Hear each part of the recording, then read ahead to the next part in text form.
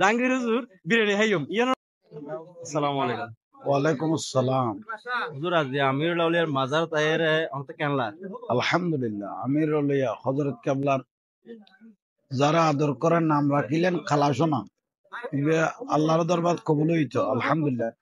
আচ্ছা হুজুর আই অনেক শুন পর্যন্ত ঘন্টা দেড় ঘন্টা পর্যন্ত দিলাম দেয় যে ফলে অনরোডে সেলফি তোলে ইভেলে অনেক কি মতামত। আসলে আলহামদুলিল্লাহ যারা দরবারি আশেক ভাই আছে তারা দরবারি মানুষের ভালোবাসিবে, এই যে এটা হলো নিয়ম। আর 2 মিনিট আগে আমি অনুরোগ ভিডিও চাইলাম আমি বেদুর নিজে অনর 3000 মতো চাই কিন্তু এটা বছর কিছু মানুষ হতে জাহাঙ্গীর হুজুর বিরিয়ানি হাইয়ম ইয়ানোর মানিকেন কি।